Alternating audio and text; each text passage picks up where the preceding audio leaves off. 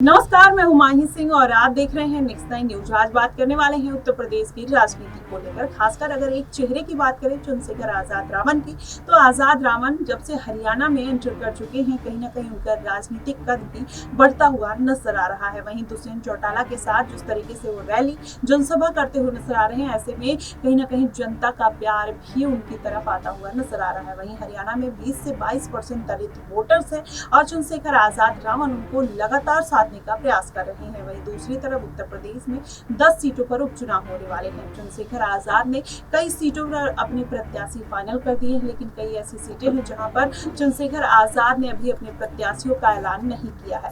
वहीं दूसरी तरफ देखा जाए तो चंद्रशेखर आजाद ने जिस तरीके से नगीना सीट पर जीत दर्ज की, वहीं लगातार विपक्षी पार्टियों के लिए वो बड़ा खतरा भी बनते हुए नजर आए, क्योंकि आजाद ने लोकसभा चुनाव में ये खुलकर बोला था कि अगर वो सभी सीटों पर अपने प्रत्याशी उतार देते तो कहीं ना कहीं अखिलेश यादव को 15 से 16 सीटों का नुकसान देखने को मिलता। इसलिए उन्होंने सभी सीटों पर अपने प्रत्याशी नहीं उतारे। इंडिया गठबंधन को उनका धन्यवाद कहना चाहिए। उसके बाद अगर पूरा समीकरण समझा जाए तो चंद्रशेखर आजाद कहीं ना कहीं अखिलेश यादव से नगीना सीट को लेकर नाराज थे और वो ये बात भी बोलते हुए नजर आए कि नगीना सीट पर जिस तरीके से मुझे विपक्षी पार्टियों ने दरकिनार कर दिया था, उसका बदला कहीं ना कहीं जनता ने ले लिया। वहीं दूसरी तरफ अगर देखा जाए तो आजाद हमेशा से ये बात कहते हुए नजर आए थे कि अगर आप उन्हें संसद तक पहुंचाएंगे तो आपकी आवाज वो बनते हुए नजर आएंगे। और वही देखा जाए तो चंद्रशेखर आजाद ने किया भी।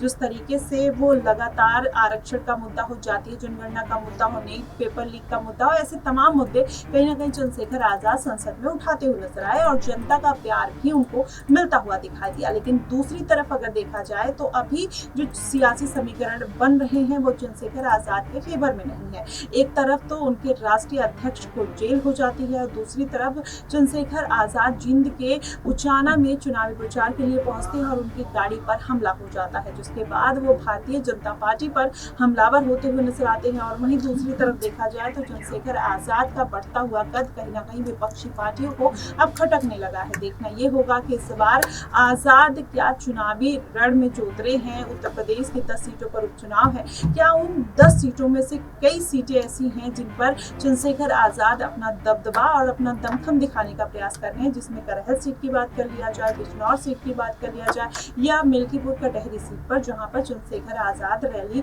और जनसभा कर चुके हैं। ऐसे में माना यह जा रहा है कि अखिलेश यादव की मुश्किलें यहां से बढ़ाते हुए नजर आएंगे। और वहीं देखना यह भी होगा कि हरियाणा में अगर चंद्रशेखर आजाद का प्रदर्शन बढ़िया रहता है तो जाहिर तौर पर और जितनी बड़ी पार्टियां हैं कहीं ना कहीं चंद्रशेखर आजाद को ऑफर करते हुए नजर आ सकती हैं। वहीं दूसरी तरफ देखा जाए तो मायावती भी आने वाले दिनों में हो सकता है कि अगर चंद्रशेखर आजाद इस बार ज्यादा से ज्यादा सीटें निकाल लेते हैं तो जाहिर तौर पर मायावती भी उनको बड़ा ऑफर दे सकती हैं, क्योंकि आजाद और मायावती दोनों जिस तरीके से दलितों की राजनीति करते हैं और जिस तरीके से जातीय जनगणना आरक्षण के मुद्दों पर बोलते हुए नजर आते हैं या उन दबे कुचले लोगों की बात करते हैं, कहीं ना कहीं उन दोनों का एजेंडा सेम देखने को मिलता है। ऐसे में मायावती और चंद्रशेखर आजाद अगर दोनों एक साथ आ गए तो जाहिर तौर पर उत्तर प्रदेश का समीकरण बनता हुआ नजर आएगा और कहीं ना कहीं और राज्यों में भी अपने पैर फैलाते हुए दिखाई दे सकते हैं। फिलहाल अभी तो चंद्रशेखर आजाद ने किसी के साथ गठबंधन करने से इनकार किया है।